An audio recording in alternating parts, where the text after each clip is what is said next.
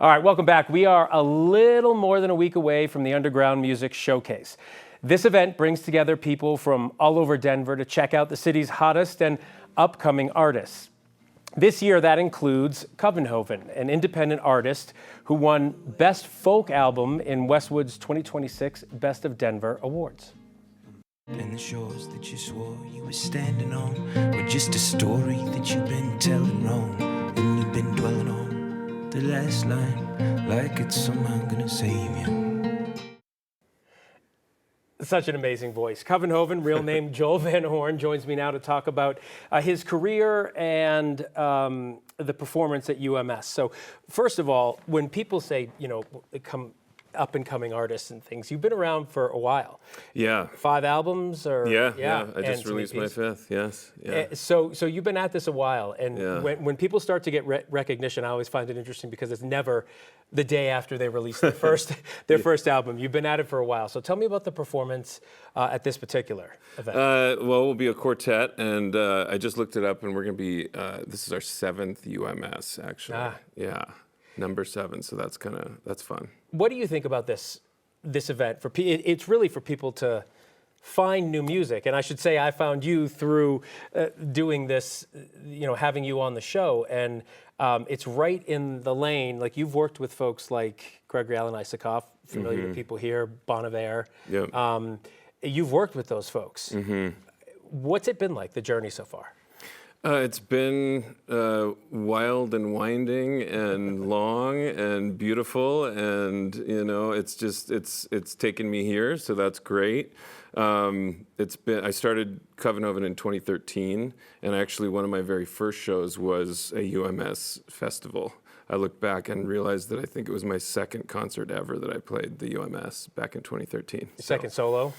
I think it was 3 of us. Yeah. Okay. Yeah. Yep. And those guys I still know and still play with one of them. So, yeah. All right. So you play several instruments and you write your music.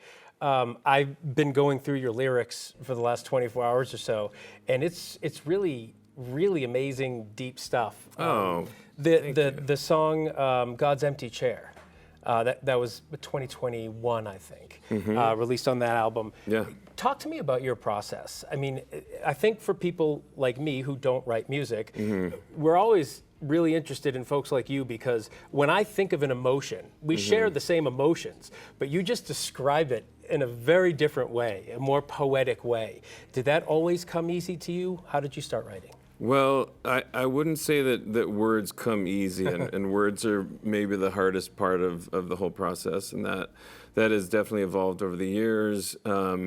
That particular song, God's Empty Chair, is a little phrase out of The Road, Jack Kerouac's The Road. Jack Kerouac. And I forget the exact moment in the book where that jumped out at me, but that just felt like such an interesting little group of words. Do you find inspiration everywhere, whether it's a Kerouac book, or is that how the things come to you and then you start writing about them? Yes and no. It's kind of all over the place. I spend a lot of time alone on the road. I do a lot of solo touring, so being in a car for 8 hours a day helps to write, words.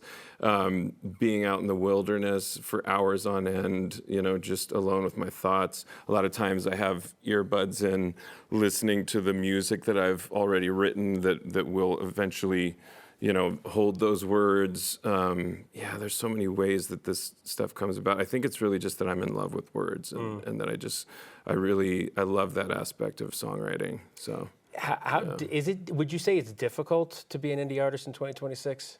Yeah. How difficult? I think that's a fair statement.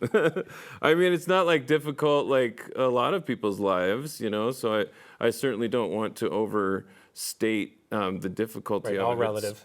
It's still just making art, and it's a beautiful thing to get to do that for your living.